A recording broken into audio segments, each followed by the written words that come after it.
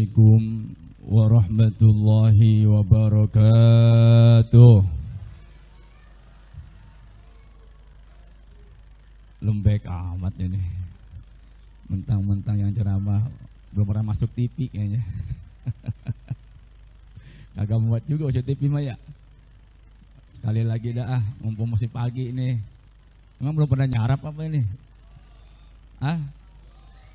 Siapa panitianya ini? Assalamualaikum warahmatullahi wabarakatuh. Nah, begitu kan semangat tuh. Alhamdulillah. Wassalatu wassalamu ala Rasulillah Sayyidina Muhammad ibni Abdillah wa ala alihi wa sahbihi wa mawalah, amma ba'du. Rabbi syrah li sadri wa yassir li amri wa hlul 'uqdatan min lisani yafqahu qawli.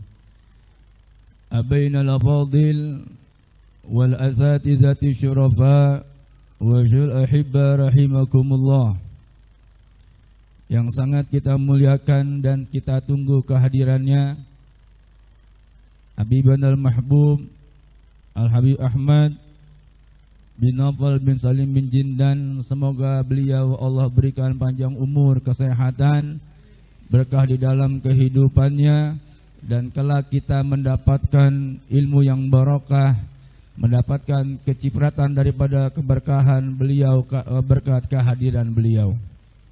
Yang kami muliakan segenap para asatizah, para tuan guru-guru yang hadir pada pagi hari ini, yang alhamdulillah begitu banyak yang hadir guru-guru kita di sini. Ada Ustadz Halim, qori kita tadi Ustadz Arif, kemudian ada Ustadz Arifin, juga para pengurus NU Nahdlatul Ulama yang hadir pada pagi menjelang siang ini. Mudah-mudahan para guru-guru kita Allah berikan panjang umur, sehat wal afiah dalam ketaatan kepada Allah Subhanahu wa taala. Juga kita muliakan segenap pengurus DKM Masjid Baitul Muttaqin. Ada yang mulia Al-Ustaz Supitro, Bapak Nadi, Bapak Ustaz Kasimin beserta para pengurusnya, serta juga kita muliakan Bapak RW kita, orang tua kita, Kong Arsyad, serta para jamaah semua yang hadir dari manapun berada, dari masjid, dari musola, yang alhamdulillah bisa mengijabah undangan dari panitia Maulid Muhammad SAW. Mudah-mudahan langkah kita semua ke tempat yang mulia ini dibalas kebaikan oleh Allah Subhanahu wa taala. Semoga ini menjadi bukti kecintaan kita kepada baginda Nabi Muhammad sallallahu alaihi wasallam. Serta juga yang kami muliakan ibu-ibu yang ada di mana nih? Di lantai 2 nih. Di bawah kubah. Bu, nyaut nggak nyaut ya? Oh, berapa orang di sana di atas? Di absen belum? Ya, ibu-ibu, bil khusus juga panitia pelaksana Maulid Nabi Muhammad yang sungguh sangat luar biasa, bekerja keras dengan dibantu para warga masyarakat yang setiap hari Ahad pagi dipintain duitnya. Bosen gak Pak? Bu, bosen kagak? Lah dia lagi katanya. Mui lagi. Alhamdulillah masih beruntung ada orang yang ngajak buat kebaikan. Ya paling goceng nyumbangnya. 10.000 nggak apa-apa, yang penting rutin. Ya. Datang panitia pembangunan masjid, orangnya dia juga. Peringatan Maulid, orangnya dia juga. Lah. Untung ada ini enggak peminta buat mayit tuh. Orang dia juga. Kita doakan tuh semoga orang yang pada jalan keliling-keliling ya diberikan panjang umur, sehat wal afiat. Nanti tuh di akhirat kakinya ngomong. Ya Allah, ini kaki dulu sering mintain dana ini ya Allah. Ya, mudah-mudahan semuanya kita yang hadir pada siang hari ini Allah kasih keberkahan semuanya, panjang umur, sehat wal afiat. Hadirin wal hadirat rahimakumullah. Kalau saya mah hanya sekedar pengantar saja. Kalau ibarat orang main tinju tuh partai tambahan, ditonton juga, ya udah daripada kagak ada belum datang, saya aja udah nunggu. Jadi nggak penting-penting amat ya. Yang penting nanti guru kita dengarkan dengan hikmah, kita dengarkan dengan khusyuk. Saya mohon jangan ada yang ngerokok di sini, ya. Yang doyan rokok diinjak dulu, rokoknya diinjak. Orangnya kagak tahu, berantem urusannya. Ntar viral, Maulid Baitul Mutakin terjadi keributan gara-gara rokok diinjak, ya bahaya ini. Saya mohon untuk menyambut nanti Habibana, tolong jangan ada yang ngerokok. Yang di depan juga jangan ada yang ngerokok dah. Saya mohon. Habib datang jangan salam bareng ngerokok. Wah ini bahaya nih. Wow. Salaman bulak balik tapi bareng ngerokok belah kirinya. Nah jangan sampai begitu ya. Saya mohon. Bentuk apa takzim kita kepada ulama. Para jamaah sekalian, ini kita pagi hari ini mengadakan Maulid Nabi Muhammad sallallahu alaihi wasallam. Maulid yang biasanya orang kalau ulang tahun tuh hanya di hari haknya, betul. Tapi Nabi kita Muhammad sampai Rejab Ramadan gak berhenti maulidnya. Kagak berhenti ulang tahunnya, hanya Nabi kita Muhammad sallallahu alaihi wasallam. Jadi kita hari ini berkumpul berharap bersama-sama untuk apa? Memperingati lahirnya Nabi Muhammad sallallahu alaihi wasallam, yang dimana kita berharap keberkahan beliau. Kita berharap syafaatul uzma dari Nabi Muhammad sallallahu alaihi wasallam. Jangankan beliaunya, namanya saja bawa keberkahan buat kita semua para jamaah sekalian. Al-Imam Malik dalam kitabnya Mughnil Muhtad beliau mengatakan, qala samitu ahlal Madinati yaqulun. Kata beliau, ini orang-orang penduduk Madinah mengatakan. Apa kata mereka? Di mana mamin ahli baitin, di mana di dalam satu rumah fihim isma Muhammad, di antara putra-putrinya, orang tuanya, ayahnya, di situ ada nama ayahnya atau ada nama anaknya isma Muhammad, namanya Muhammad, maka illa ruziku rizqa khairon. Tidaklah rumah itu dikasih rezeki sama Allah, rezeki yang amat baik, rezeki yang amat terjaga daripada perbuatan haram. Waduh, piye Pak Ustad, punyonge arane Kartono ya? Gimana tuh yang namanya Kartono? Udah pakai Muhammad Kartono. Di KTP nggak usah pakai Muhammadnya. Yang penting panggilannya Muhammad Kartono. Boleh Kartono Muhammad, boleh di depan, boleh di tengah, boleh di akhir. Boleh Muhammad Kartono Samiaji, boleh. Atau Samiaji Muhammad Kartono, atau apa namanya Kartono Samiaji Muhammad. Yang penting namanya ada nama Muhammad. Bahkan Ibnu Qayyim mengatakan, kata beliau, man wulida lahu maulud. Siapa orang yang dia punya anak, ya, dia punya anak, fasamma Muhammadan, maka anaknya itu dikasih nama Muhammad. Wahua, ya, wahua, dan ia orang tua, wa mauluduhu, yang dilahirkan juga anaknya itu, kana fil jannah, maka kalau dia meninggal dunia maka dia masuk surga. Berkat apa? Berkat ada namanya, pakai nama Nabi Muhammad.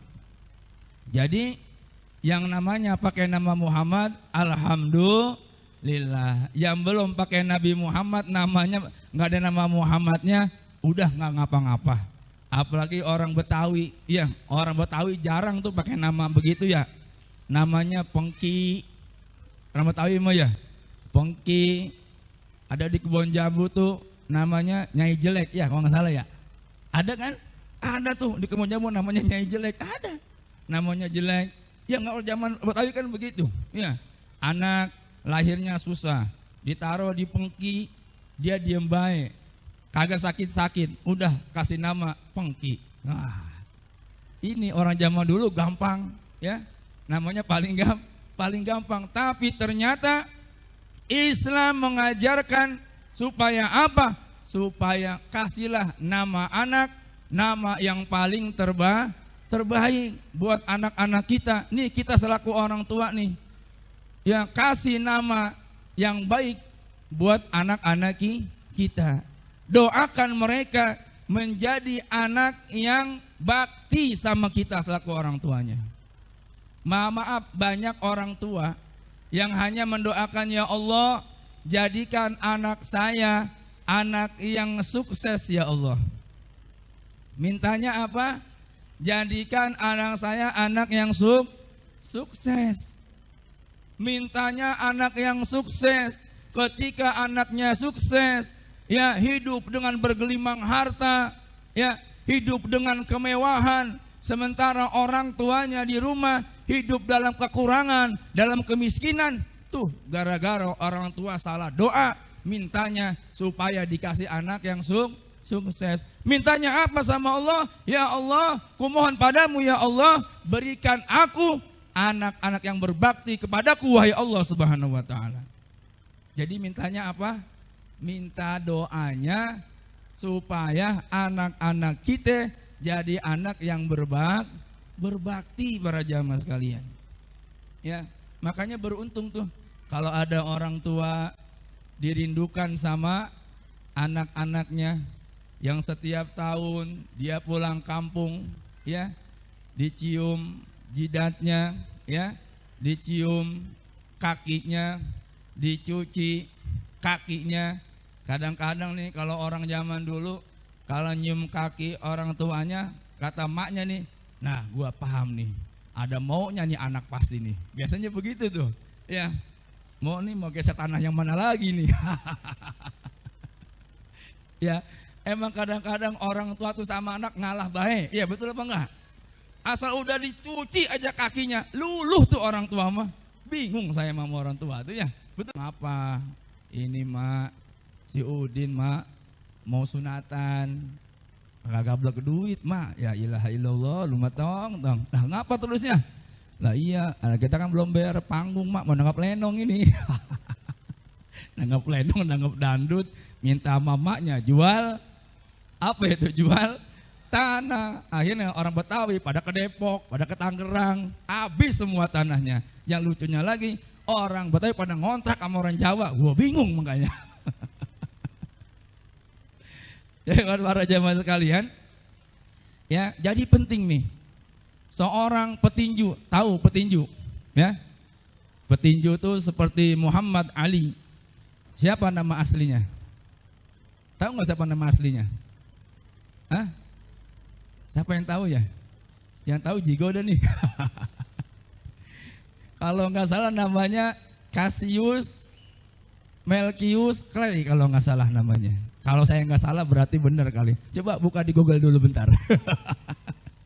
Namanya kalau nggak salah Cassius Melchius Clay nama aslinya. Tapi diganti nama jadi Muhammad Ali. Kan kalau di Las Vegas tuh di Amerika ada penghargaan Piala Oscar ya namanya kalau nggak salah. Ini kita ke Amerika dulu bentaran. Jangan dikapok mulu, sumpek dikapok melulu. Sekali-kali kemana no? Ke Amerika ya. Itu ada tradisi kebiasaan masing-masing nama artis yang memang sudah memiliki andil di dalam satu bidang keahlian, ditulis namanya tuh di apa tuh di bawah tuh ya. Apa namanya? Di ubin, di keramik nih, di keramik. Ucup. Di sono namanya nama orang bule.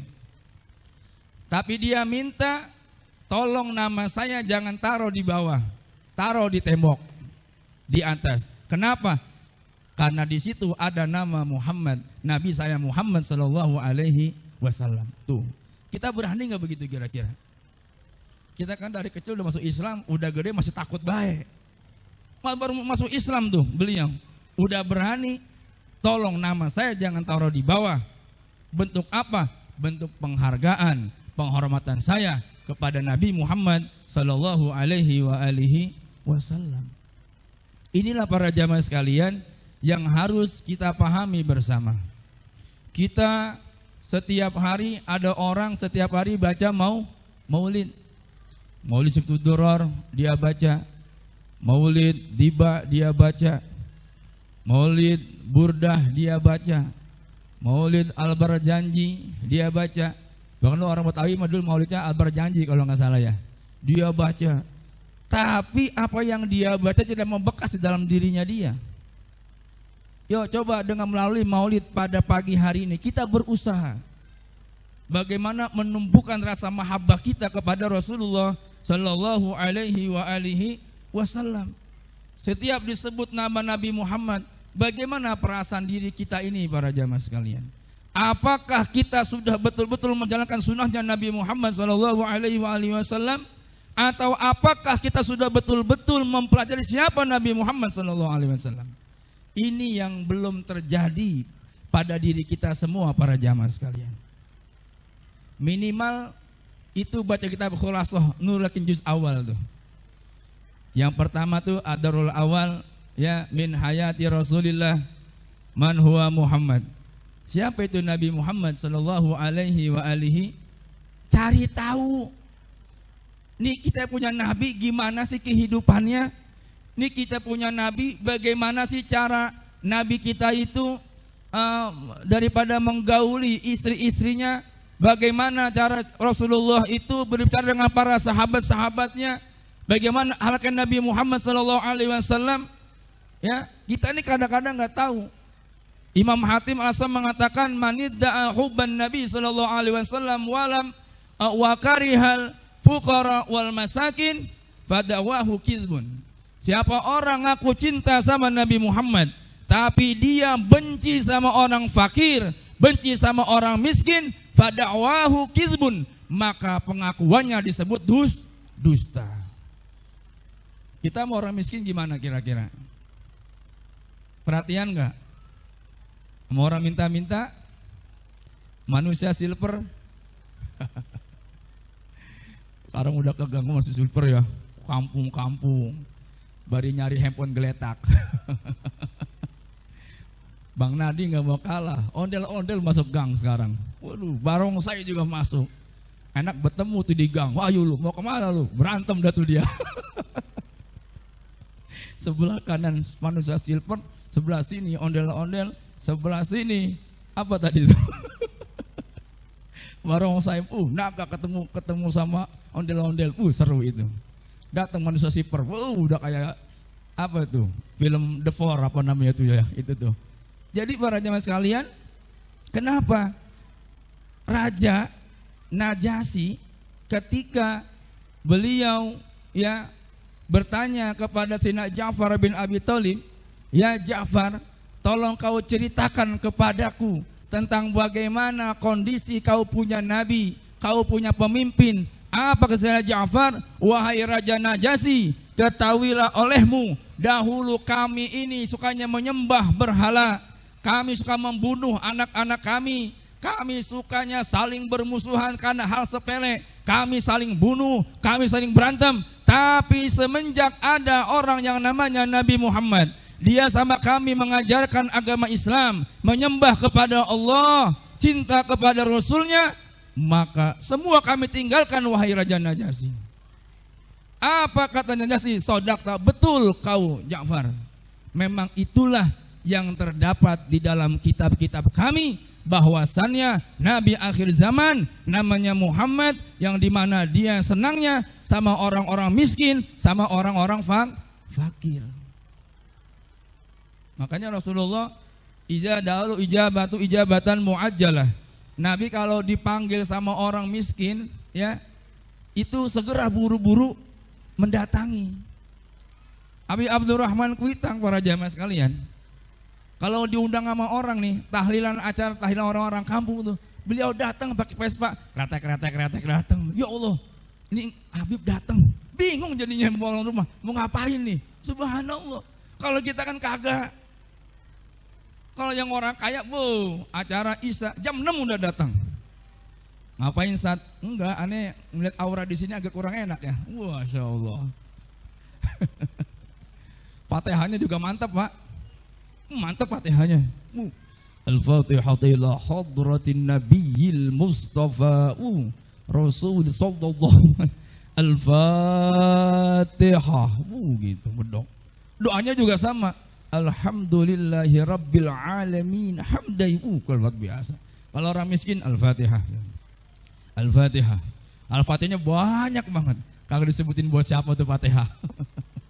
Ini kalau Rasulullah SAW apabila diundang oleh orang fakir, diundang oleh orang miskin, jabatan mu'ajjalah, segera mendatangi mereka. Ya, inilah ciri-ciri seorang pemimpin. Ya, ada peduli sama orang yang di bawah. Jadi dikatakan dalam surat tersebut apa? Rasulullah itu adalah imamul anbiya wal mursalin, ya, rasulun, seorang utusan kepada manusia kafatan, secara totalitas, secara keseluruhan.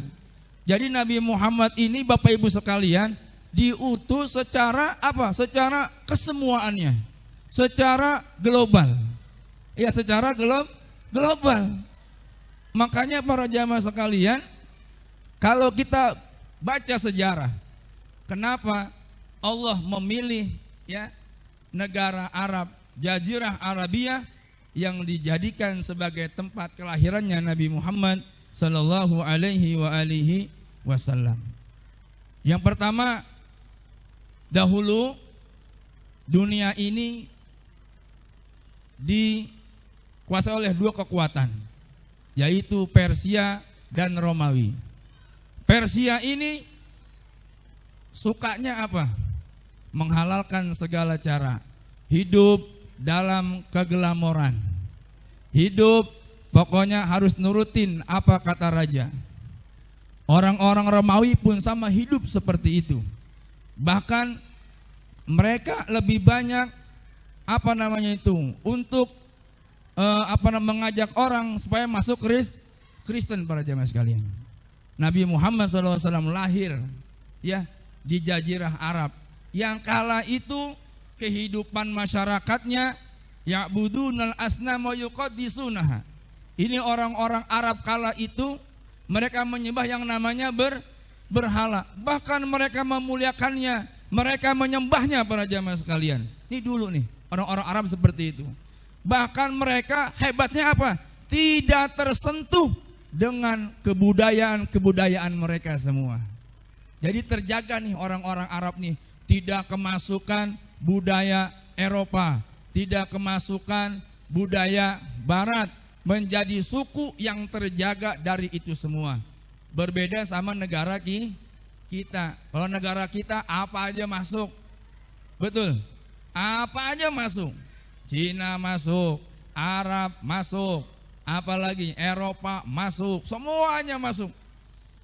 Makanya saya semalam ngobrol sama Hansip. Nih Hansip nih, saya bilang nanti kita mah kalau ada tsunami, kita mah selamat kali ya orang Poglar nih. Lah, kenapa Tat? Lah iya, ono kan udah reklamasi semua ono. Tinggi-tinggi banget gedungnya, ya bilang gitu kan.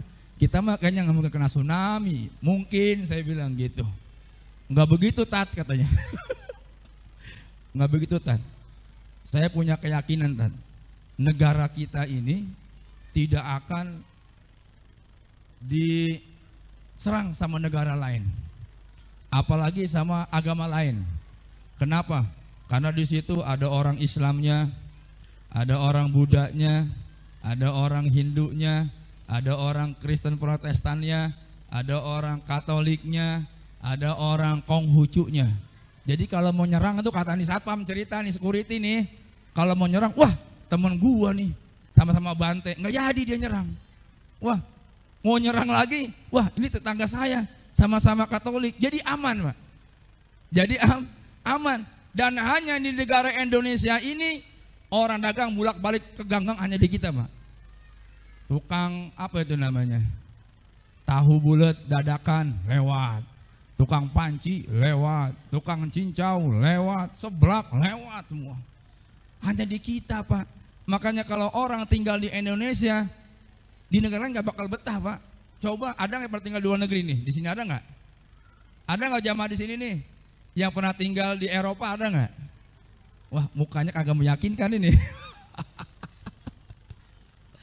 Udah nggak betah aja udah. Ya udah nggak betah aja.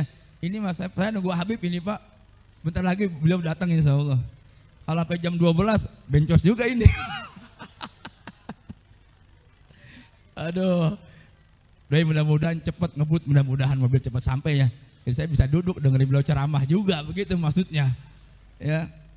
Ini mengisi kekosongan aja. Jadi para jamaah sekalian, coba yuk sekarang tanamkan kecintaan kita kepada baginda Nabi Muhammad sallallahu alaihi wasallam. Dengan cara apa? Membaca sejarah Nabi Muhammad.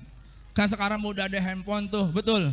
Sekarang udah ada handphone, tinggal klik aja di Google Nabi Muhammad. Nanti keluar tuh. Kalau Bapak mau modal, beli dan tuh kita bersama Ilul Muhammadiyah atau Sirah Nabawiyah.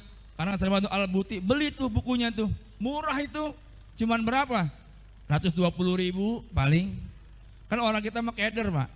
Orang kita mah keder kalau kata saya mah. Dia beli lepis yang 1,5 juta, dia beli sama dia. Ibu-ibu mau senam sepatu yang 1 juta dia beli sama dia. Giliran beli mau kena berapa itu? Pego mahal amat Bang. Mau kena pego. Wih, beneran ibu-ibu tuh. Kita ini coba nih, saya mau tanya nih, peci yang dipakai nih peci. Ada yang harganya 300. Paling 20.000. Yang 4.000 juga ada dipakai. Betul nggak? Kenapa buat agama sih pada hitung-hitungan? Heran deh saya mah. Coba beli yang mahal, sarung BAS yang 1.500.000 tuh. Beli dah, kayak gini nih. Gue ngasih tahu doang. Iya kan? Lah iya, kita kan kadang-kadang buat agama ini hitung-hitungan. Bener nggak hitung-hitungan? Iya, makanya kata Imam Ali, ada orang yang beribadah seperti seorang budak kepada sayyidnya.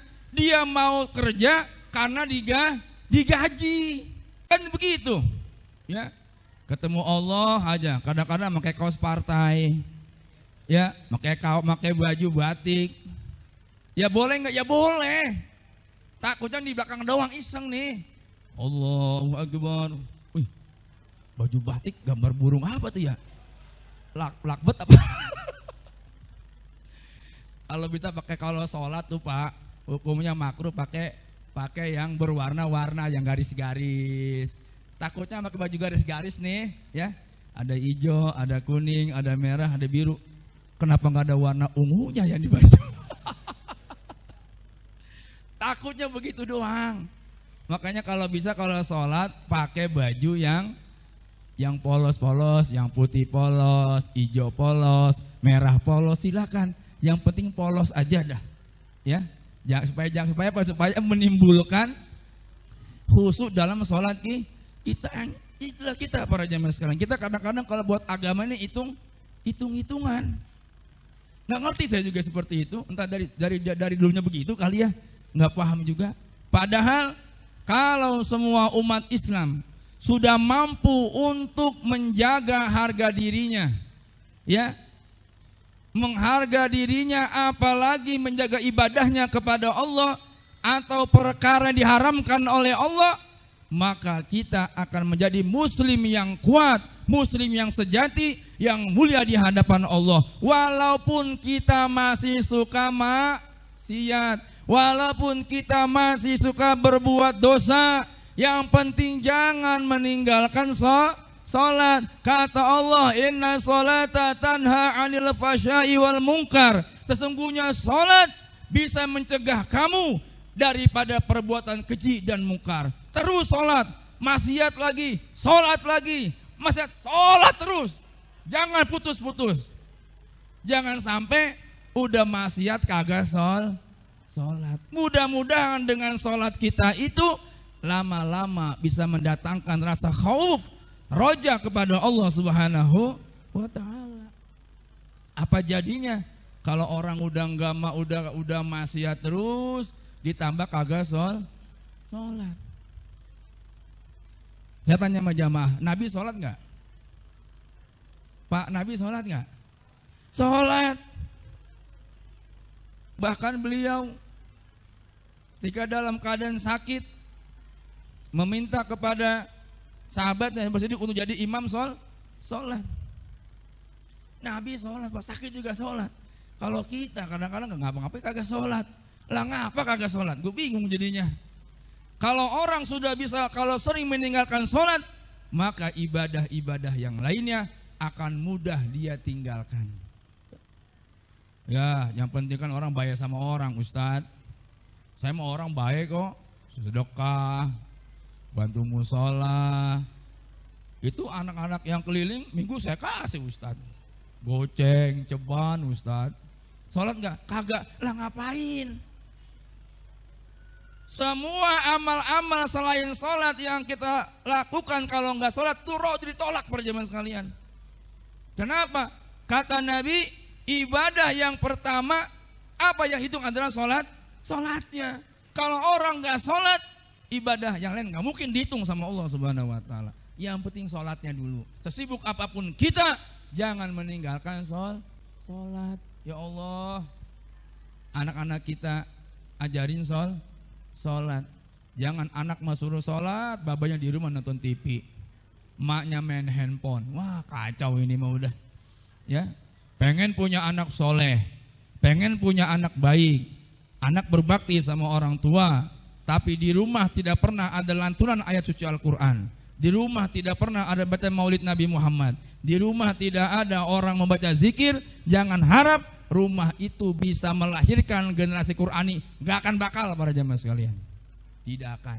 Tapi kalau orang tuanya di saat sholat, sebelum sholat udah ayo nak kita ke musola berangkat. Kenapa Mbak? Enggak, biasanya jam segini belum bangun tuh merebotnya. Biar bapak jangan bangun duluan deh, sholat subuh. Begitu biasanya. Ya kan? Ajak anaknya digandeng bareng-bareng. Jangan anaknya nyuruh doang suruh sholat. Sholat maka kagak, jangan harap.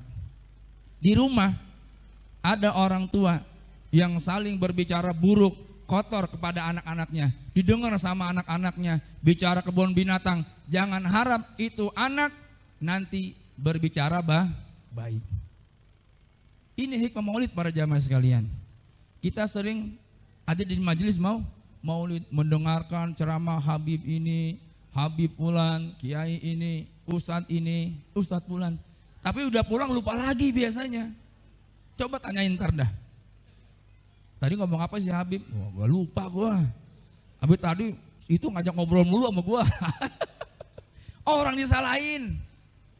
Berusahalah untuk apa? Untuk apa itu kita? Menjadi orang yang peduli kepada Rasulullah para jamaah sekalian. Kenapa? Uswah kita, kedua kita Nabi kita Muhammad sallallahu alaihi wasallam. Laqad kana lakum fi Rasulillah uswatun hasanah.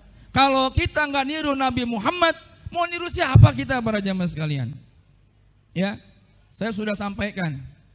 Ya, Anda ingin menjadi pegawai, menjadi orang yang bekerja satu perusahaan, tiru Nabi kita Muhammad SAW dengan kejujurannya, ya, dengan keahlian di bidang dagangnya.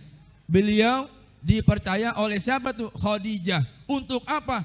Untuk membawa dagangannya Khadijah. Kenapa? Li'annaha sami'at bisidqihi wa amanati wa akhlaqi syarifah. Karena ini Khadijah mendengar bahwa Muhammad ini orangnya jujur, orangnya amanah, akhlaknya mulia, maka Khadijah mempercayakan semua apa usahanya kepada Rasulullah.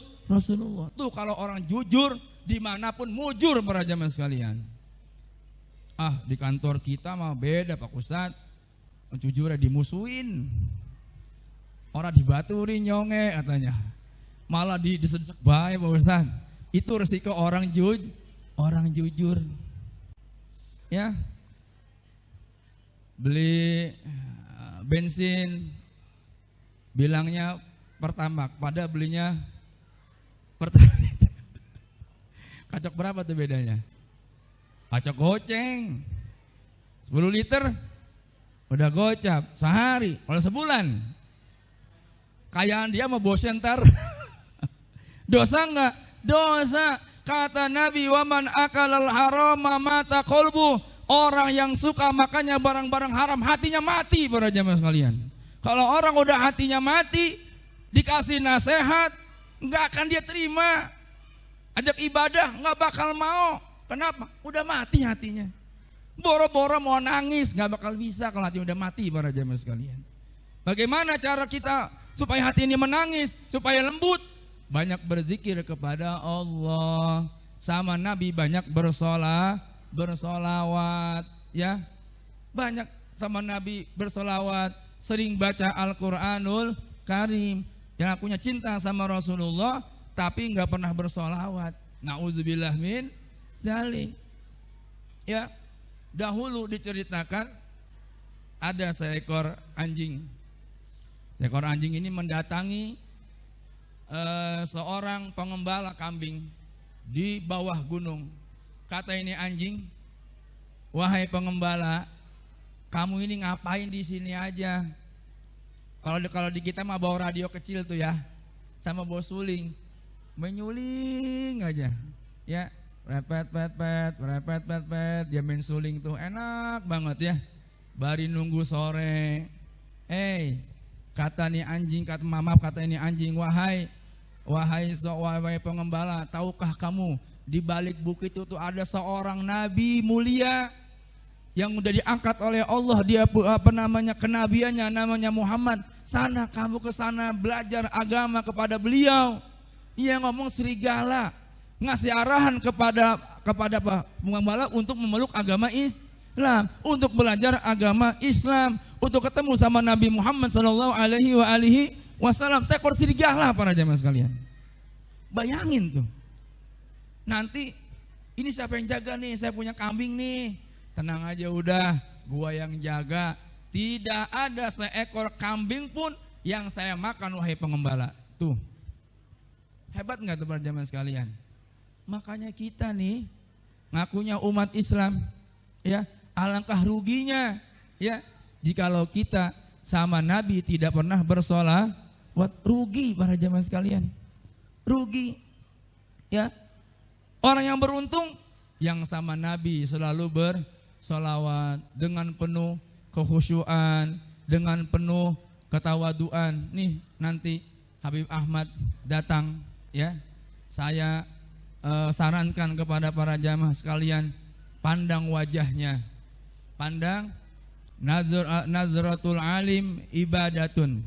Memandang wajahnya orang alim itu ibadah, tetapi dengan pandangan yang penuh ta'ziman wa takriman, dengan pandangan yang penuh kehormatan, dengan pandangan yang penuh pengagungan kepada beliau. Nanti kalau jamaah salaman sama beliau, niatin saya mencium tangannya Rasulullah sallallahu alaihi wasallam. Kenapa? Di dalam sulbi beliau, di dalam aliran darah beliau mengalir darahnya Nabi kita Muhammad sallallahu alaihi wasallam. Nanti beliau datang, ada kesempatan salaman. Yang enggak kebagian cukup begini nih. Cukup begini para jamaah sekalian. Jangan yang sono lari, gubur-gubur anak kelengkahan, jangan sampai. Ya, salaman sama beliau. Niatin ta'ziman wa takriman ya kepada beliau. Kenapa? Yang dalam tubuhnya mengalir darah Nabi Muhammad sallallahu alaihi wasallam. Dalam hadis ya dikatakan, siapa orang yang memandang langit, memandang bumi, memandang gunung, ibadatun adalah suatu ibadah. Kenapa orang mandang gunung bisa ibadah, orang mandang lautan bisa ibadah? Kenapa? Berarti kita mensyukuri nikmat Allah Subhanahu wa taala. Subhanallah, begitu hebat Engkau wahai Allah, menciptakan lautan yang luas seperti ini wahai Allah, dengan segala macam-macam penghuninya, ikan-ikannya wahai Allah. Itu bertadabbur mengucapkan subhanallah, itu ibadah bukan? Ibadah. Nanti ketemu sama orang alim, ketemu beliau, pandang dengan apa? Dengan pandangan yang penuh penghormatan, dengan pandangan Apa namanya? Karena apa? Di dalam diri beliau ada darahnya Nabi kita Muhammad sallallahu alaihi wa alihi wasallam. Hadirin jamaah rahimakumullah, kita pada siang hari ini ya siap 10 menit lagi katanya. Belum istirahat dulu kayaknya. Ya. Apa kita duduk baik? Jangan, kualat ntar. Ya, kualat. Jadi para jamaah sekalian, kata Rasulullah, adibu auladakum ala salasi khisalin. Ajarkan anakmu 3 perkara.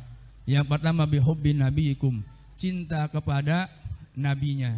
Kalau kita enggak paham sejarah tentang Rasulullah, ajak dia ke guru ngaji. Suruh belajar ngaji sama ustadz, sama kiai, sama habib, minta diajarin. Ini anak saya, tolong ajarin ngaji wahai ustadz. Jangan sampai anak kita datang ke rumah ustadznya kayak jelangkung, kagak dianterin, kagak dijemput. Ini kita kelakuannya nih kadang-kadang nih, ya. Apa? Hormatin itu ustadz, ya, yang telah kepada anak kita mengajarkan ilmu.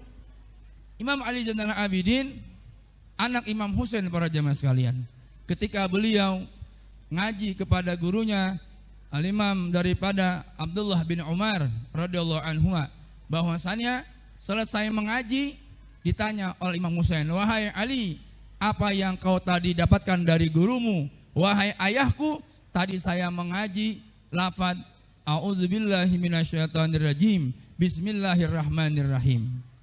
Baiklah, sekarang kau berikan tuh gurumu uang 1000 dinar dan itu onta kasihnya sekali kasih 10 ekor daripada onta. Bayangin para jamaah sekalian, ngajarin a'udzubillahi bismillah, suruh ngasih uang, dikasih uang 1000 sama onta 10 diberikan kepada gurunya.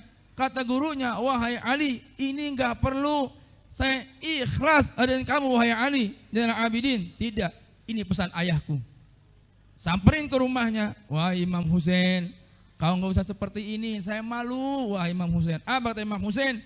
Wahai Abdullah, ketahuilah olehmu, lafaz bismillah yang kau ajarkan kepada anakku kelak akan membuat saya selaku orang tuanya Allah bebaskan daripada panasnya api neraka. Ceritain tuh tentang Nabi kita Muhammad, bagaimana akhlak beliau, ya, yang ketika beliau ya semasa kecilnya luar biasa. Jamaah sekalian, Nabi Muhammad nih para jamaah sekalian, ya, umur 2 bulan ditinggal oleh ayahnya yang bernama Abdullah. Umur 6 tahun ditinggal oleh ibu tercintanya yang bernama Sayyidina Aminah. Umur 8 tahun ditinggal oleh kakeknya Abdul Muthalib. Hidup dalam pas-pasan. Bahkan Nabi sampai ra'yul ghanam, Nabi sampai mengembala kambing. Ada nggak orang sini kayak begitu para jamaah sekalian? Agak ada. Rasulullah SAW beliau angon kambing masa kecilnya, sampai kemudian beliau diasuh oleh yang namanya pamannya yang namanya Abu Thalib. Bayangin para jamaah sekalian, hidup dalam kekurangan. Sahabat Al-Buti mengatakan apa? Semua ada hikmahnya. Apa hikmahnya? Nabi kita Muhammad lahir dalam suasana peradaban yang dikuasai oleh Persia sama yang namanya Romawi. Hidup beliau dalam keadaan susah, dari keluarga yang tidak punya. Ya, ini menggambarkan apa? Kalau Nabi Muhammad SAW hidup dari keluarga mewah, dari keluarga kaya, dia punya bapak, dia komplit semuanya, dapat fasilitas, maka nanti orang-orang tidak begitu tertarik, ya. Yang lebih muncul sifat apanya? Sifat kemanusiaannya dibanding sifat malaikatnya. Kalau Nabi dari golongan malaikat, orang tidak akan tertarik. Nabinya kebal misalnya, perang Badar dibacok kagak mempan, dipanah kagak mempan. Kira-kira kalau Nabi menang, orang kaget nggak?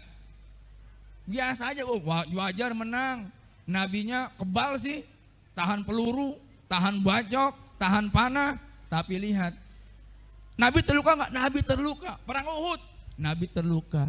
Giginya patah, wajahnya berdarah-darah, kakinya berdarah-darah para jamaah sekalian. Menunjukkan bahwa Nabi ini memiliki sifat basariyah. Ya, Muhammadun basyarun laisa kal basyari. Nabi adalah manusia, tapi tidak seperti manusia pada umumnya. Kalau kita diibaratkan seperti batu bata, batu kali, berbeda dengan intan mutiara. Saya mau tanya, kalau batu berlian mahal nggak Pak? Mahal nggak? Kecil juga mahal nggak? Kalau batu kali setrek berapa sekubik tuh? Murah. Makanya para jamaah sekalian, ya, dalam diri kita setiap langkah kita selalu mengingat, menyebut nama-nama Nabi kita Muhammad sallallahu alaihi wasallam. Tumbuhkan rasa mahabbah di antara kita semua. Tumbuhkan cinta kita kepada Nabi Muhammad sallallahu alaihi wasallam. Lewat apa? Lewat setiap malam berselawat kepada Rasulullah. Minimal sallallahu ala Muhammad, sallallahu ala Muhammad. Minimal sallallahu ala Muhammad. Bagusnya Allahumma salli ala Sayyidina Muhammadin wa ala alihi wa sahbihi ajmain. Terus baca tuh. Habis sholat 100 kali. Bentuk apa? Supaya minta sama Allah agar ditumbuhkan rasa mahabbat kita kepada Allah, kepada Rasulullah, dan kepada Ahlul Bait Nabi Muhammad sallallahu alaihi wasallam.